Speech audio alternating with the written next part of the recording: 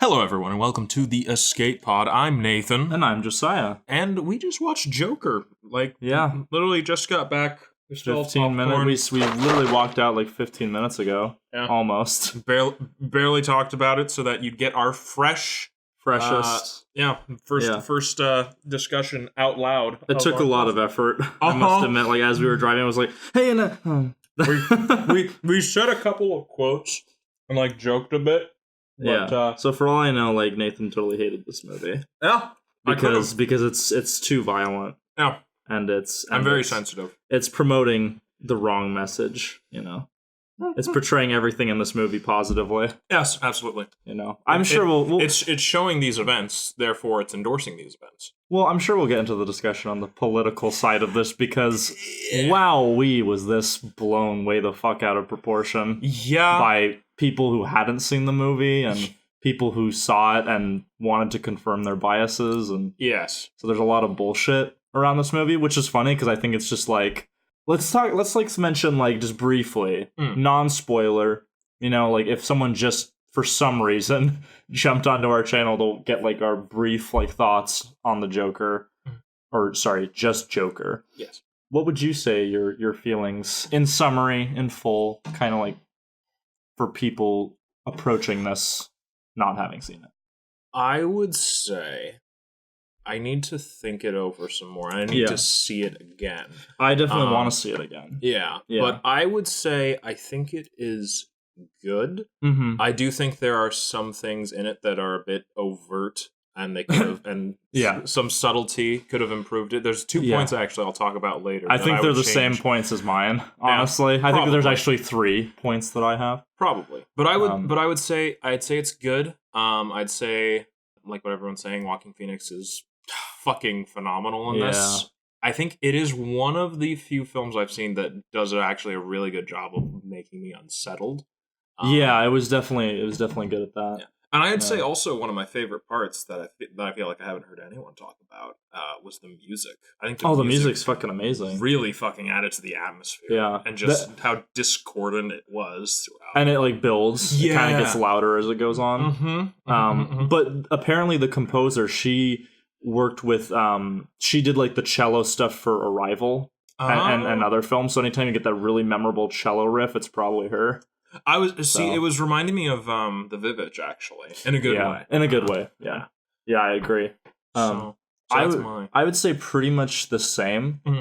I'd say, like, everything in this movie is well done. I think the script just needed probably a couple more drafts. I agree. I'd say, like, the weakest part of it is just, I mean, I get, like, for this kind of a story, it doesn't really need, like, a complex plot because it's a character study. Mm-hmm. But there was definitely some things in there that were like, and this is what you would put in this kind of story. Yeah. And so, you know, I say overall it's good. It'll make you think. Yeah. So, I mean, I think one person said it, and I'll kind of put my own spin on it. I would take 30 of these movies over one more Ant-Man. Like, give me 30 Jokers, and I'll sacrifice any Ant-Man. Absolutely. Any kind of MCU movie. That's like Captain Marvel, like, get the fuck out of here. Oh, you know, so I definitely think it's like this is a good thing, that this is successful and that we're doing radically different interpretations of comic book characters. If that's where cinema is gonna stay for a while, you know, we haven't really had the Western crash like what happened in the back in the day when Westerns were like every popular movie and people got bored. Logan was trying to point at that, but people didn't pick it up. People picked it up, but then they promptly forgot because they picked up the message and were like, you know what? Yeah, there is a lot of superhero movies. Oh, and then the next Marvel movie came out. Yeah, and then the next Marvel movie came out, and they were like, oh, this is the best thing ever. And it's like, did Logan teach you nothing? I do love how Logan's kind of like our benchmark for, like, you know, this is what you should probably be doing. Yeah. Like, I think Logan and this, and then to an extent, Deadpool. But I think more so, like, this feels a lot like kind of the risk taking of Logan. Yeah, because that movie too is more of like a character. It's a drama. Yeah. It's not even really. It's not an action film. Yeah. This is more of a drama as well. And I would rather have the fault of, and this is basically just rephrasing what we're saying. Yeah. I would rather have the fault of, you could have done a couple more drafts and then really polished this over. Okay, you're just checking all the boxes because this is another movie by Factory. Yeah, because it does it does feel like everybody on this movie, regardless of how well they were utilized, and we'll talk about it, everybody gave a fuck. Yes, like everybody really like believed that this was like a movie worth caring about. Absolutely, and that comes through, especially like again, cinematography, direction, editing, music, acting, all of that was just brilliant. That one, this isn't a spoiler to say what happened.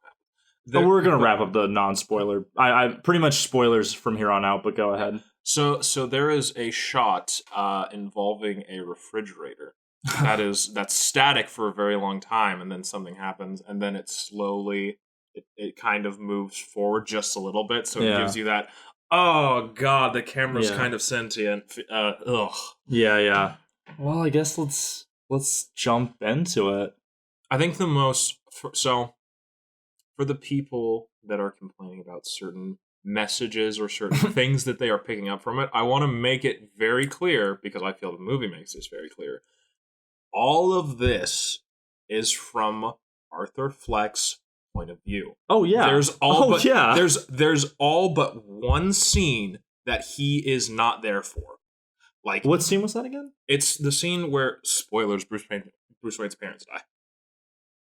Yeah, but he's around. He's around, but everything he pretty much witnesses. Yeah. The whole idea is that the POV, this man's point of view, is what caused that. Yeah, because that's like probably I think like the end of the movie is like, aside from the very last shot, like the end of the movie with Bruce and then him in the hospital, I think we can say as like the real world. Yeah, or not that, because like the movie's not like completely all in his head. But again, I view it as kind of American Psycho, where it's like, well, some of this definitely happened, but a lot of this knows? You could say this probably didn't.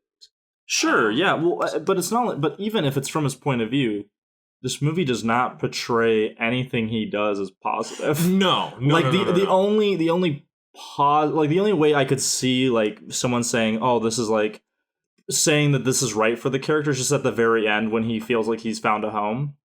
Yeah. And it's like, yeah, but it's still because of violence. Like nothing in the movie is like glorifying the violence. It's all like when the violence happens, it's horrifying. Yeah, absolutely. It's meant to be like horror. It's not meant to be like, oh yeah, get back at those people. It's like, no, this is depressing that he felt he had no recourse but violence. Yeah, and I would say even if there are moments when Arthur or Joker does do terrible things, I would say that the way he perceives the world, especially with Zazie Beetz' character, he has a skewed view of reality that is in a delusional way reinforcing his own ideals. Oh, absolutely. So it's literally just his mind circling around and giving himself approval from the world he perceives. Yeah, because like at the end when Robert De Niro's character is just kind of like, not everyone's pure evil. Like that guy at the hospital wasn't evil. Like there's all these like regular people who are like even, I mean, because at the beginning, because isn't the first scene him with the social worker? Yes, I think that's the first scene. Or it's or is it when he's putting on? Oh no, sorry, it's the very beginning of the movie. Has the classic Warner Brothers logo, and he's just spinning the sign. It's that scene, and he gets assaulted, and then they break the sign on him, kick him in the balls. Yeah. And then that's the first scene, but the social worker scene, I remember going like, oh wow, like she doesn't give a fuck, and then she's like, listen, like they're cutting our funding, you know, and like. Well, that's later. I know, but she's just like, it's very clear that it's like these are all kind of just like normal people who are also in a shitty situation. Mm-hmm. They're not oppressing you. Yeah, you know. But we'll get. I don't want to talk about the politics heavily until the end because I feel like front loading that might give off the wrong idea that there's nothing else to talk about. I agree, and a lot of it's stupid, so I don't want to get angry this early. But anyway, like I will say, so I read some behind the scenes stuff. Yeah, with Joaquin Phoenix specifically with his character. And he made he and the director came to this understanding that there are three different laughs that Arthur Fleck does, and they are very, very different from each other. There's his fake laugh when he's trying to appear normal, even though as the movie goes on, we understand that his sense of humor is very, very different from everyone else's. Yeah. Yeah, it's very, very dark. There's his forced laughter, where he's clearly like in pain and agony and doesn't want to laugh. And then there's his actual sincere laughter, which we only get like once or twice. I'd have to rewatch, but yeah, it's only like once or twice where he's like kind of joyful laughing. Mm-hmm. And so that was really interesting that they put that care into it, where it's like, no, these have to sound very distinct. Well, because it was such a good way to spin the whole reason the Joker laughs. Because it's like he's so depressed, he feels like he's like his mother literally calls him Happy as a nickname, and he just feels like, well, normal people are happy, abnormal people are not happy. So he like forces it, and then emotionally and physically it's just painful, and he's just so psychologically broken that it's like, well, the Joker, he laughs because now because it's the pain, but also now he's embraced that the laughter is who he is. Yeah. So it was a very good, not really, it wasn't really like a dumb kind of like prequel explanation. It was like, no, this is like a legit under like psychological reasoning for this character to do this. Yeah, well, go on. I'll bring it up later as to how I picture this Joker fitting into a larger. Not that it's going to. It's not going. I after this, I have no illusions because this will ever fit into anything. They'll never do another story in this universe, I don't think. Especially because like the director, who by the way, Todd Phillips, you may know him from the Hangover trilogy. Yeah, and it's like, where the fuck did this come from? Yeah, like not that those movies are poorly directed, but it's like I don't understand why this was like inside of you. Well, it's so interesting because I don't know if he pitched it to the studio originally or if he got picked up for it, but he basically well, no, because originally Scorsese was gonna direct it. So the fact that this has a bunch of Taxi Driver and King of Comedy in it is probably either leftovers from him or Todd Phillips going, no, I do want to make Scorsese's Joker movie. Yeah. So, but I know that when he and the writer, unless I think there was him and another person writing it. But I know when their pitch to the studio execs was here, it was like, listen, this is gonna be fucking dirt cheap, so just let me do whatever the fuck I want with the script. And they were like, okay. So it was him and this writer basically going, all right, we have to push ourselves to like go to these crazy far out places. Which comes through. I do feel like they really did try to set a tone and a mood that really, because the movie's kind of unrelenting. Like there's never a moment where you're like, no, I truly believe Arthur Fleck can be redeemed. It's like, no, he's there's nothing that's going to change. What's going to happen? Yeah, it's like that. Honestly, I want to talk about this now, but the whole Zazie Beetz thing, I'm not going to lie, I don't really know why she's in the movie. Like, so here's the thing. The scenes with her are like very clearly in his mind. Yes. Like it's so fucking obvious. Absolutely. To be almost like and like especially the scene where she says, "You're funny, Arthur." I'm like, he never told you his name. Like, don't tell me that happened off screen. So like the fact that like they do this reveal where it's like none of that was real, and then they felt the need to like, oh look, she was never there. It's like, no, I get it. Well, yeah, I really get it. I was gonna say that's one of the things I would take out. That big, oh my god, it was fake, because the movie sets the tone very early when he's watching the live Murray Franklin with his mom, and he imagines himself there. And you can go, oh, it's a daydream, but it's like, no, like it's a really good sign of going, this movie is his perception. But it was so fucking funny because the people behind us were like, and I'm like, guys, you didn't know that from like the first scene with her? Okay, all right. Yeah. Like, because again, the only scene with her that you could say is reality is like, they obviously don't show it, but like we assume that he killed her. Yeah. Because he like, So like between that scene and then like the first scene in the elevator, I think are the only real scenes with her. And the movie makes that clear, and it's like, but I already knew that. Even then, I don't know if that whole elevator scene. Well, you know, I'd have to watch it again, but I could see. I was paying very close attention because I had found out that plot point from a review, and I was like, that's the thing that's gonna like make the movie probably like lesser in my mind, because it's like if they're treating us that dumb, like we wouldn't get it. Well, that sucks, but yeah, I feel like that was like something where they were like, what if people don't get it? And it was like, how did you not? Yeah, because she's acting like his girlfriend. It's like, none of this makes any sense. Especially because in the movie, like, that's what I mean is, like, in a movie like this, if that character was doing those things, she would be the thing that could possibly redeem him. And then if something happens to her, well, no. But since they never have any of those scenes showing him get better, he's always getting worse. It's like, well, then I don't believe this is real. Yeah. So the fact that they thought that we were too dumb to know that. And well, it's also he seems better around her because it's in his mind. Yes. But that would transfer to other aspects of his life. Exactly. Yeah. If someone was actually going on dates with him, he would be like, "Oh, I feel better." That's what the other big indicator, because again, when we have that first clearly a daydream when he's on the Live with John Murray show, he's like perfectly fine. Like, he has a little awkward laugh. But then he's like really confident and he's fine, and he has that same sort of attitude in his scenes with Zazie Beetz, so that for me has also been a big indicator. I'm gonna say, like, I think, like, her character is kind of like a dead end, because it's like, well, in a cliche story, she would be the thing that's like, oh, maybe he can be redeemed, but since it's not that and it's so obvious and she's barely in the movie, I'm like, this doesn't really need to be here. Like, you could cut this out and it wouldn't change anything. Again, I think it would be better, like it's a dead end no matter what, but I think it's better if there isn't that big reveal scene where you just have... Oh, for sure. I would cut that out. Yeah. Because if you just jump from these fake in his mind things to her freaked out and terrified, you get it. Then it's like, oh yeah, because he's daydreamed before. So yeah, Zazie Beetz, I love you to death. But I don't get the point of that character, really. But so then, we get the scene. He's his job, he's a clown, and then I believe, like, businesses rent them out, and then they, like, he'll turn the sign, that's his particular job, and then later on we find out he, like, performs at children's hospitals and other kind of stuff. And then, like, it's so bad because his boss is just like, no, like, no one would take your sign, and he's like, why would I keep it? And the guy's like, no, that's bullshit. And it's like, it's bullshit that I would keep it. You're a fucking idiot. So, like, and then there's all these other clowns, and man, I'm kind of forgetting the order of the movie because I have so many stuff to say about, like, later on. Oh yeah, no. So the whole Thomas Wayne being his dad thing was actually better.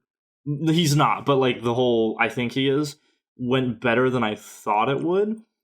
I think the big thing is just that so they're setting up, like, I think you're my dad. Oh, you have an actual son? And it's like, oh, so you're going to do the Batman 89 thing where he kills the parents? And it's like, no, like, some guy inspired by him does it. And I'm like, why? Like, it just seems like a weird plot cul-de-sac of, like, I get, like, it feeds into the whole thing with his mom. I understand, like, why that happens in the script. But to me, it was just weird, like, if that's the case, just have him kill Wayne and his wife. I was going to say, like, why not just do it? Like, just fucking go for it. Because if he's already, like, that, like, obsessed with Thomas Wayne, he never goes to, like, wreak vengeance on him. Because in the last scene, it's intercut with, like, Bruce Wayne standing there, and he's like, oh, I've thought of a joke. And I'm like, well, but you weren't there, so why is it intercutting with that? Yeah, I was going to say that. You know what I mean? That would be my other thing, is cut out the scene where that happens, and then at the end, have it go, I thought of a joke, and then actually go, a man, his wife, and his kid go down an alleyway, and then you see, like, Joker going up. It's like, okay, I get it. Yeah, no, I think because I think they were just afraid, because when Batman 89 did it, they were like, people didn't like that because they're like, that's not how it is in the comics. I'm like, yeah, but it makes it a better story for this one movie. And this one you completely threw out the comics, so, like, yeah, no, that's why it's weird, because it's like, it's so weird because they were trying to go like, oh, that guy under the mask might have been Joe Chill, and it's like, why not just make it the Joker? I don't understand. Like, this seems like I understand the whole I influenced violence, but it's like, but the Thomas Wayne thing was personal. I also think the pearl snatch was so perfunctory. Oh, that was definitely like, we have to make it like the comics, and it was like, but that why though? I mean, I kind of get it. Like, he's like, oh, like, you're the rich, so I symbolically shatter that, and it's like, yeah, but that's just so it's like the comics. Yeah. I do feel like when this movie is not trying to do the comics, it's better. Because then it just feels weird when it's like, well, these elements line up so it can be a prequel to other Batman stories, and it's like, but I just go for it. Because the second time that Joker gets beat up on the train by those Wayne employees, and then all of a sudden in self-defense, he does kill 2 of them.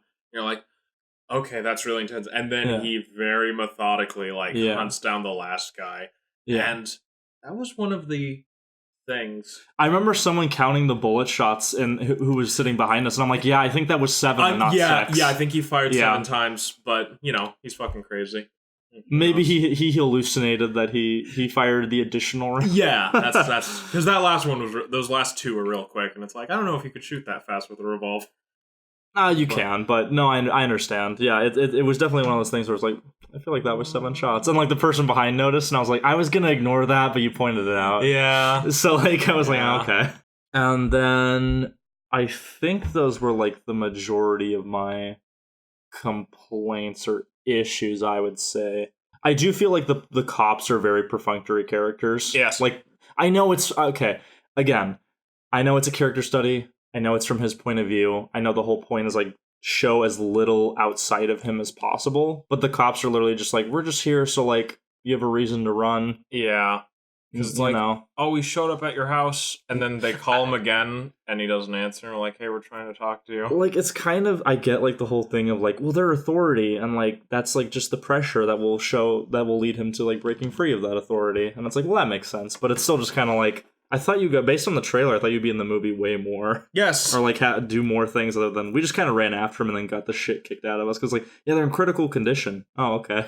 Oh, I didn't die. Like, it's weird how, like, there's that I forget the actor's name, but that character actor, and then Zazie Beetz, and then I get Brian Tyree Henry only being in one scene, but there's all these like big actors and like bit parts, and I'm like, oh, I thought you'd be in this more. Yeah, I guess the cops, and we might as well bring out my criticism at least is I do think the whole class tension debate, I do think that was very overt. And I remember reading like way back when they were in like post-production, and they were like, oh yeah, so our Thomas Wayne, he's not going to be as sympathetic. And it's like, yeah, he's an asshole. Yeah, he's pretty clearly a dickhead. Like, I don't think he would get a position in government.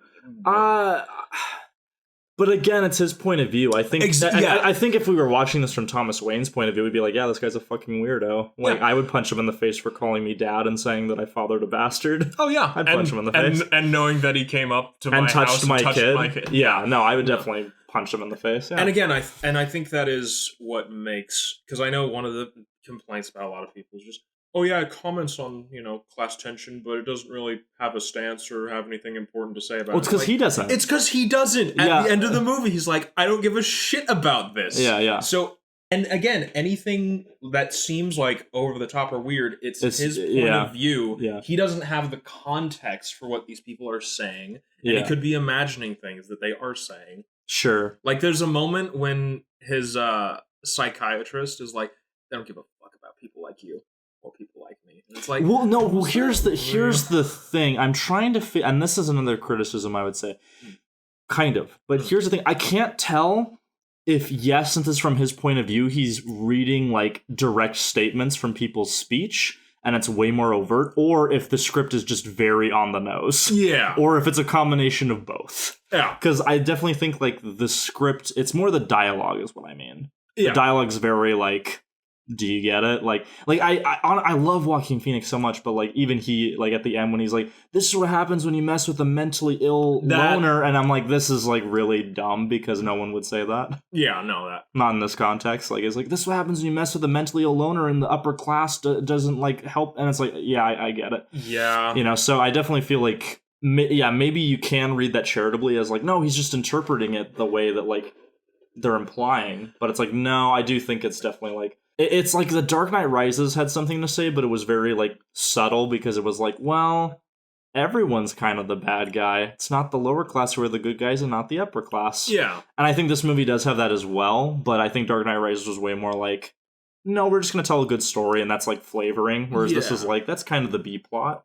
See, I don't know what they would do. Sure. And I know they absolutely will not, unless, well, this makes a shit ton of money, it's possible.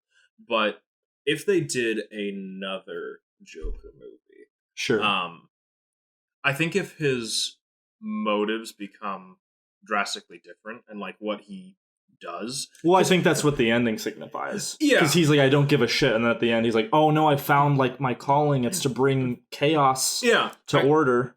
Yeah, well, he goes, I don't give a shit. And he gives this impassioned speech about the oppressed, mentally unstable.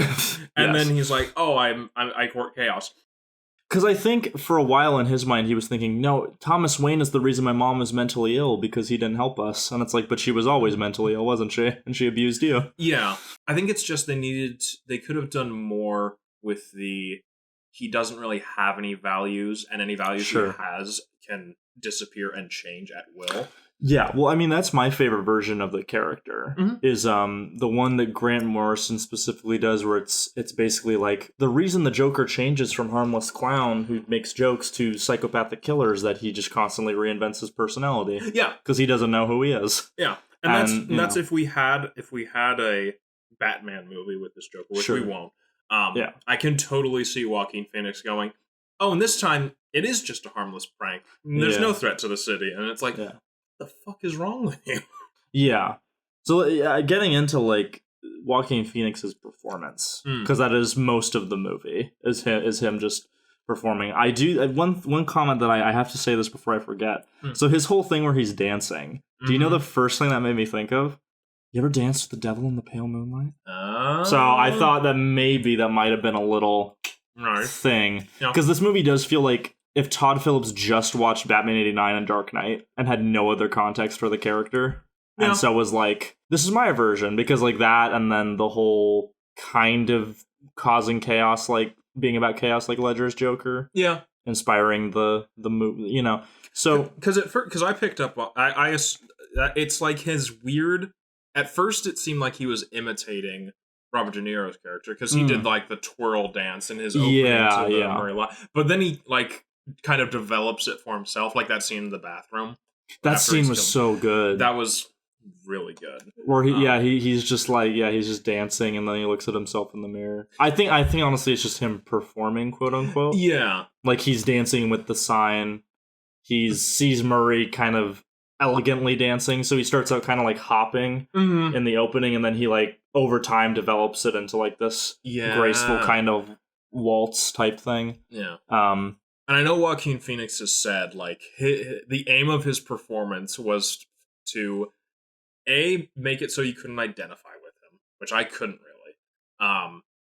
Man. Yeah, like, that was the thing, is Joaquin Phoenix disappeared in this role, man. Yeah. Because there was a moment when I consciously went, oh shit, that's Joaquin Phoenix, that's not Arthur Fleck. Yeah. Which was great, because I was just like, yeah, you just totally, like, brought me in and made me feel like he was a real person, and I was very scared of him. Absolutely. You know, like, yeah, because again, people who think that this movie is, like, trying to make you like, if anything, it makes you...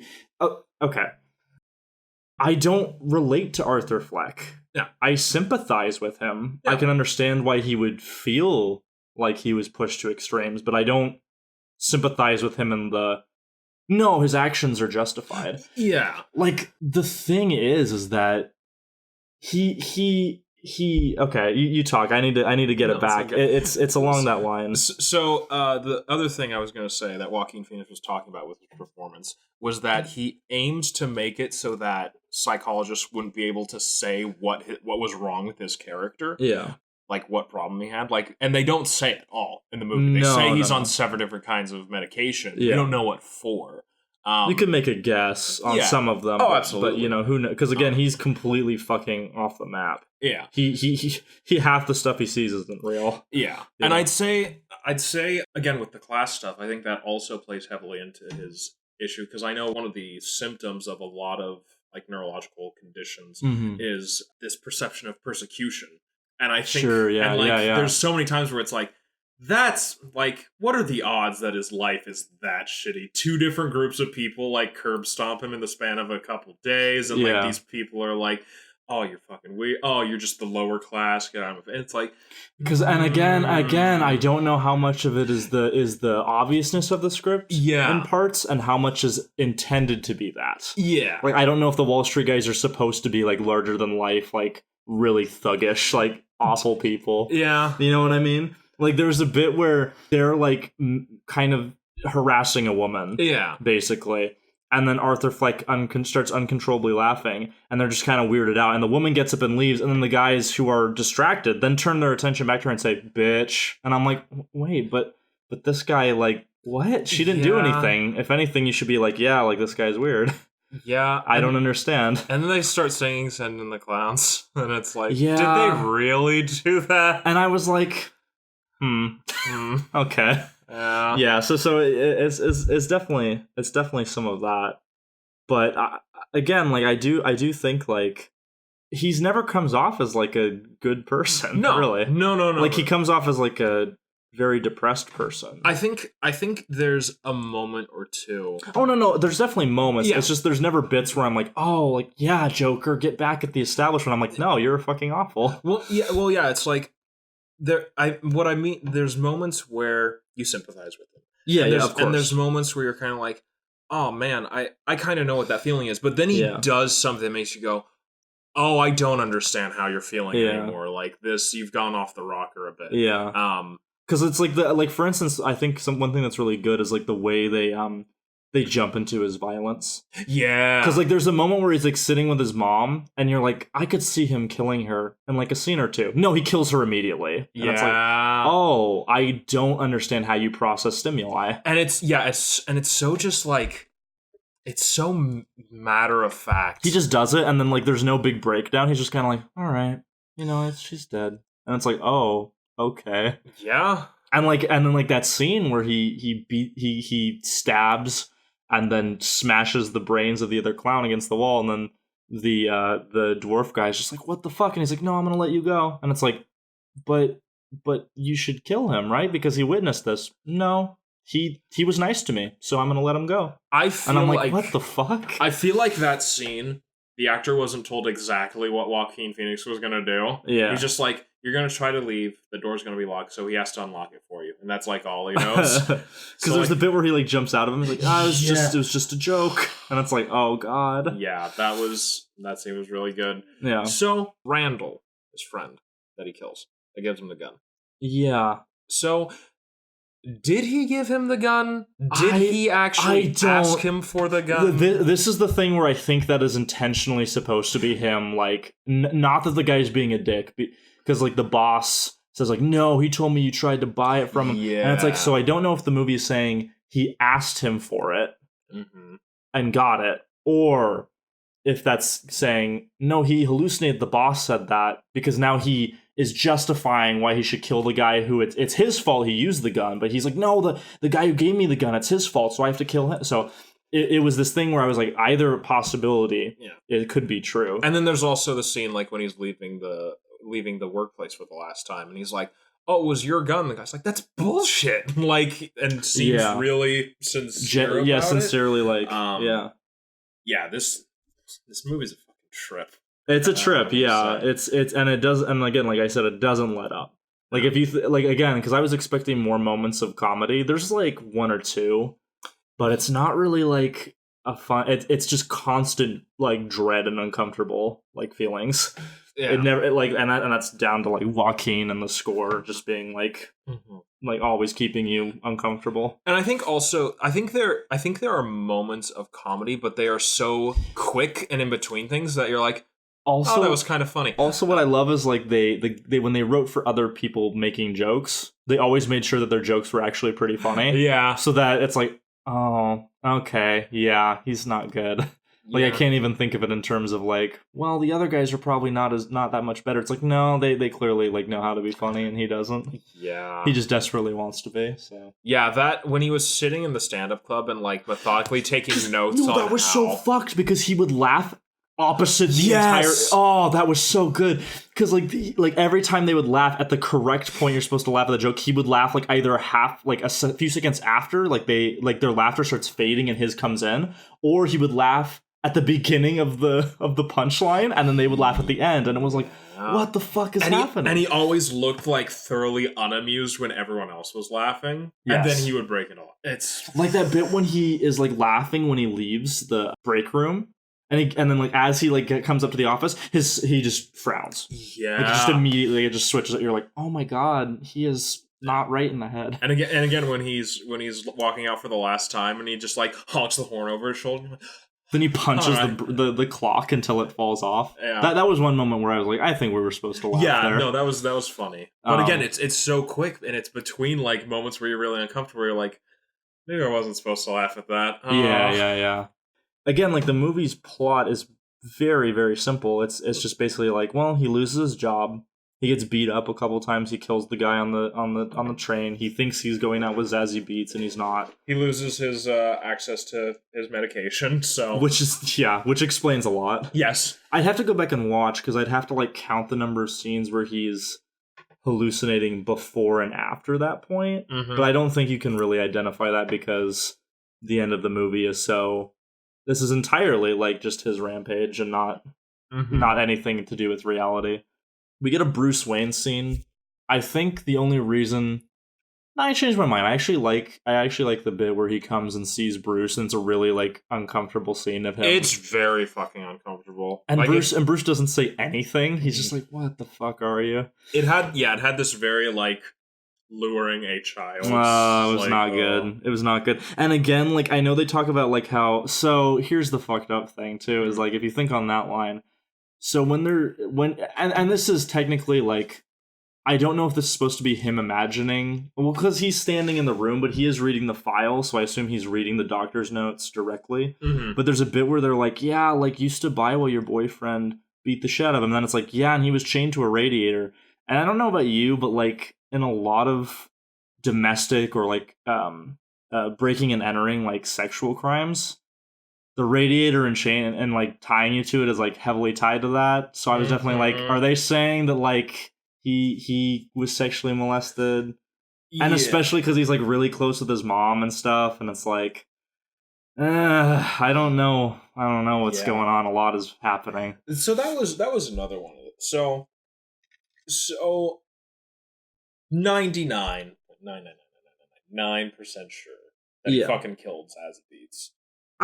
Yeah, of course he did. Do you think he raped her? I don't think. I think the fact that it cuts away was not meant to imply. Like normally, that's what I would suggest. Is if it's a male attacking a female and they completely cut away. Well, it's because when he looks at her, it's the first time you see her full in frame, and she's like just in a very thin like. I don't know. I don't want to know. But I think it's also when you look at the stand-up that he listens to, it's mostly sex jokes. Oh yeah, and he like does sex like jokes are. He says sex jokes are always funny. Yeah. I definitely think there's like an undercurrent of that because it is like the desire for her that provokes those fantasies. Yeah, but again, like I get it. Like they only there was some fucking idiot on Twitter who was like, all the things that trigger him are black women, and I'm like, the only people he kills on screen are white guys. Yeah. Okay. Yeah. But like it is like, I don't know and I don't want to know because like, and also that was dark as fuck. And also when you think about it, so the very first scene they're together, even though it's fake, in the elevator. One of the things that makes me think that is fake is that he kind of looks down at her kid first and looks kind of annoyed. And then when she looks at him, she's just like clearly trying to ignore the kid. She's like, yeah, we hear you.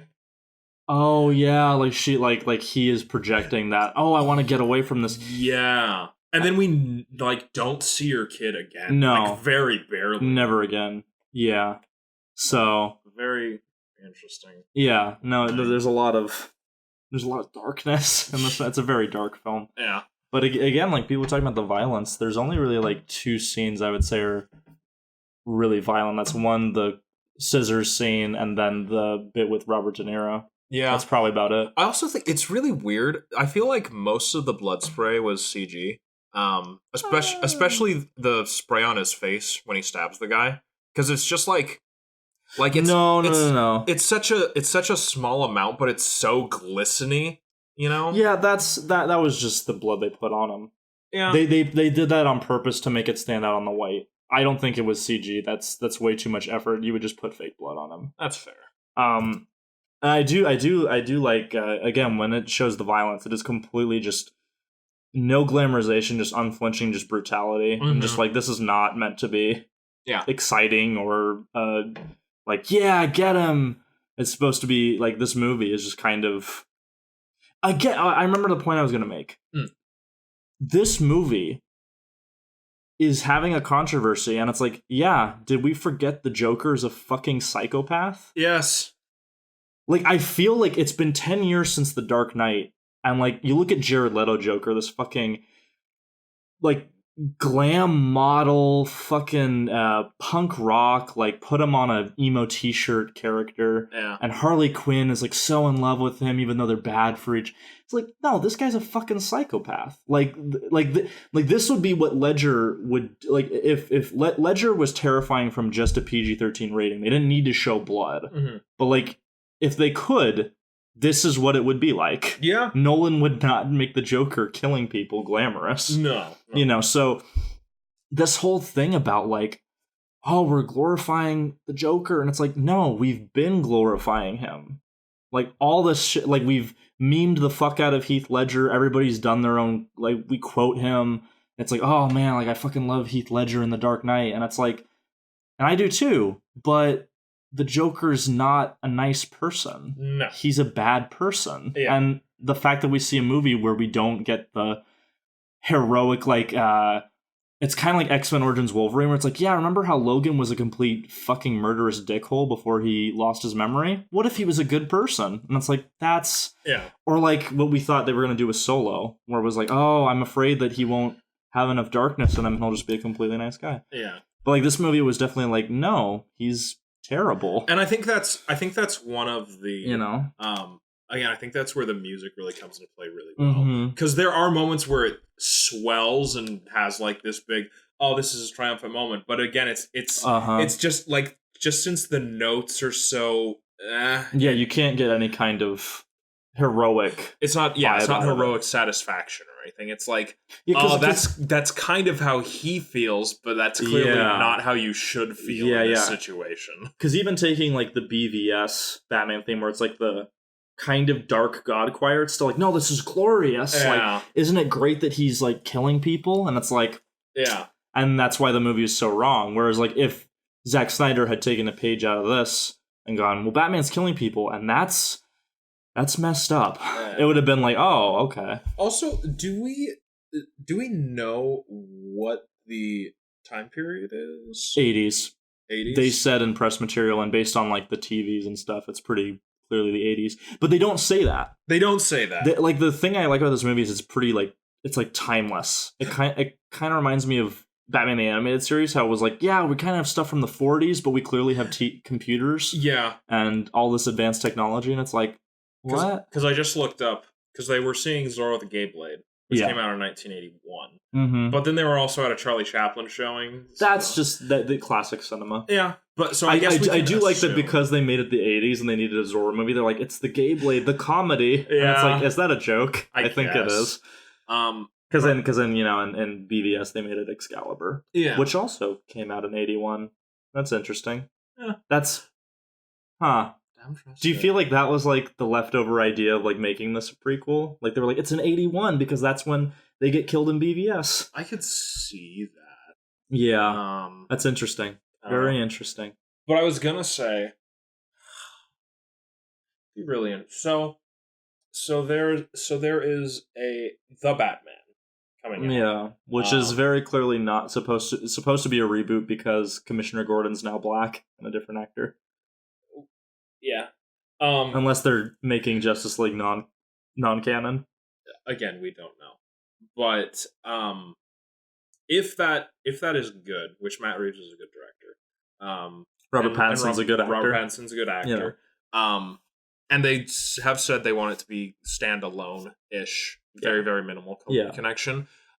If we ever had a movie with Robert Pattinson Batman versus Joaquin Phoenix Joker, which I don't think we get. No, we're not going to get it. But I think it would be cool if what they did was basically Zodiac movie. Because I know the Batman wants to be very film noir, very focusing on the detective mystery aspect of Batman, not so much the the gadgets and punching people. Yeah. So having just like these absolutely horrific, disturbing crimes that the Joker commits, while you have Batman like a couple steps behind trying to figure him out. That could be really cool. Yeah. But it'd be interesting because you'd have it set in weird kind of mid to late 90s, early 2000s. So and again, we're getting in because again, we're never going to get another movie in this timeline. No. Maybe like some comics. I'm sure they'll do like a comic book where it's like, oh, this is the Arthur Fleck joke. But I do think like I talked to you about this. It's interesting how in this version it's kind of like Joker's like, God, 20 years older than Batman. Yeah. So like when he's Batman, unless he's like really young, he's gonna be like fucking 50-year-old Joker. Yeah, that's the other issue. Well, I mean, it kind of reminded me of like a little of Jack Nicholson. Well, yeah, I was gonna... although it was more like he was 15 years older, because in 89 they make a point of he's like supposed to be like 19 when he kills the Wayne, so he's like 9 years older or something. Yeah. I mean, he looks older, but it's like the whole idea was like, I was just a kid when I killed your parents. Well, it's because at least out of universe, the only time that Joker has been younger than Batman was Heath Ledger. What? Really? on screen at least. Oh. Like actor's age. Okay. Yeah. Whether that was how it was supposed to be, who knows? Who knows? But yeah, it is a really weird age difference, and that's one of the reasons why I can't see that happening because I couldn't see Robert. Well, think of it this way: with how different this Joker was, would an age difference really be like the big clincher? You know what I mean? Like, you just get some crazy wizard old man, something like that. I could see that. Yeah, and Robert De Niro in this movie was really good. Yes, like. Absolutely. Like, because it was so good because they weaponized his charm. Because in the first scene, he's like, oh, look how loving he is to Arthur Fleck. Oh, it was all in his head. And then it's like, yeah, he's kind of a dick. Oh, no, but he's actually morally in the right. Fuck, stop doing this. Yeah. So it was like, yeah, no matter what, you will have different feelings about Robert De Niro. And I'm like, okay. I do love the aesthetics of this movie. Like, I love how trash is just piled up to, like, the windows outside apartments. Yeah, the color... the cinematography, the fucking design of his Joker full suit is it's fucking really good. Great. Yeah, it's really, really good. And I was pretty happy that there wasn't like some big traumatic thing, because again, I think like physically to him, because I do feel like they were like, well, look, he's kind of like, he doesn't have the scars or he doesn't have bleached skin, but maybe he'll fall into that vat of acid when Batman grows. But it's you know what I mean? Like, because at first I was like, I don't know if he's gonna like, because the trailers were showing that kind of bit at the end where he has the full getup, and I wasn't sure if there was gonna be some kind of further transformation. Yeah, but there wasn't, which it's. Yeah, that makes sense. The most is him using his blood to touch up his smile, which was I liked that. That was real good. Well, I know that the director said to Joaquin Phoenix, like, "Hey, this is a chance to sneak by a real movie and call it a comic book movie," and then he and Joaquin Phoenix were like, "Fucking idiots." Yeah. It's real. So good. I do like this movie because it's just like, fuck Marvel.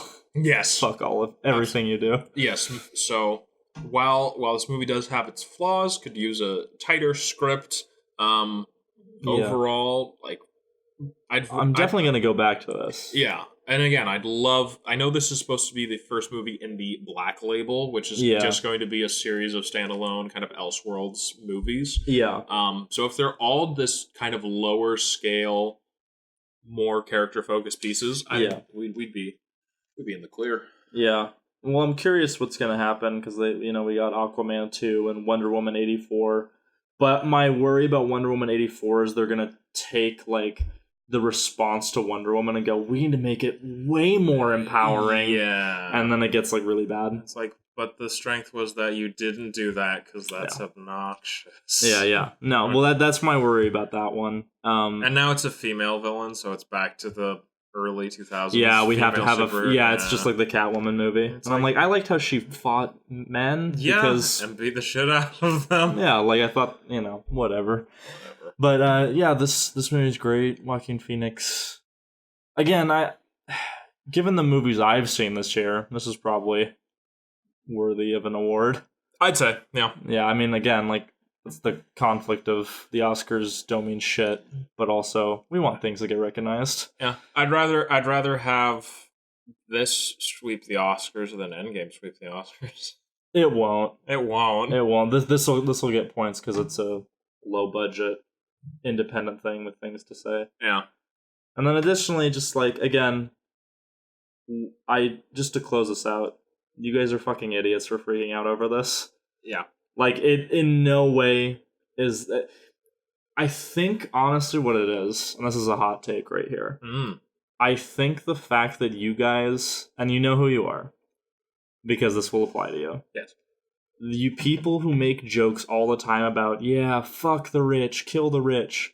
This movie kind of holds up the mirror to you and says, isn't that kind of fucked up? And I don't think you can handle that, personally. I don't think that you can handle that, and I don't think that the fact that you all the time go, yeah, white men, like, they're the problem, and then as soon as it shows, like, the true, like, tragedy of what led someone to that, and that you have to, like, on some level, sympathize with a human being, I don't think you can handle that, personally. Yeah. That might not apply to everyone who may take offense to that statement, but I do think those two things, because if the Joker was a black man in this movie, you would say, look at how shitty they're being towards black people. But because it's a white guy, you're like, no, it's saying that it's a good thing. Yeah. Because you want to have it both ways. Mm-hmm. And so that's my hot take. I think you are all kind of acting stupid. Because this movie in no way made me want to be the Joker. I wanted to be the farthest thing away from this character. Yeah. That's just how I see it. You guys can suck a dick if you don't like that. If you can't debate me on that, because I think it's true, and it's a good movie. It'll at least make you like think about things. Yeah, and people gave a shit making it. It's not Ant-Man, Yeah, if you like, if you're like us and you like really good stories, you like really good characters, you like good writing, this will be great. If you want your movies to have really progressive political messages to the detriment of everything else, I don't know what to tell you.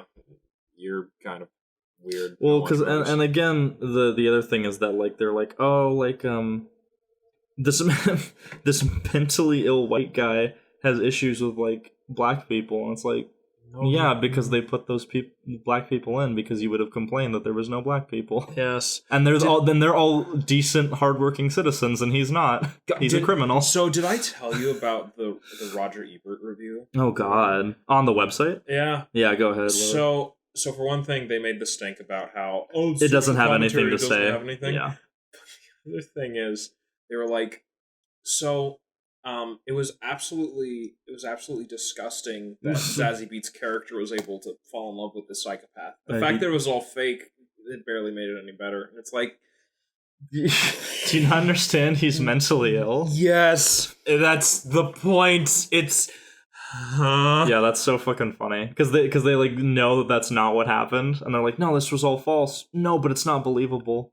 It's like, wait, you don't think that people imagine better things happening to them than what they actually have, and they like long for someone who's like way better than them to like fall for them? People do that all the time. And again, like that his first scene of the first scene that is obvious where he's imagining himself on that live show, like, who the fuck hasn't done that? Where it's like, oh, this person is like my idol. How great would it be if he was like recognizing me and being like, hey, you're really cool. But then it goes on for too long. You're like, oh, he has a lot of issues and like is seeking validation for things that he can't get validation for, and from people he can't get validation from. Yeah, because that's what's cool, is like the story is that he just desperately, because his mom wasn't there for him, nobody's been there for him, he just needs validation. He can't get it in any normal way because he's so socially inept. Yeah. And it's not his fault, but like, he can in no way relate and associate and form connections with people So the only way is to strike out violently and then start a movement where people see him as a symbol, not a person. So the only way he can be validated is to not be himself, because he has no himself. He is just this ideal entertainer kind of character. Yeah. Which I think is cool, to do with this character. And again, we need more shit like this, where even if it does have flaws, they tried to do something risky. Because I'll always, if you try to do something risky,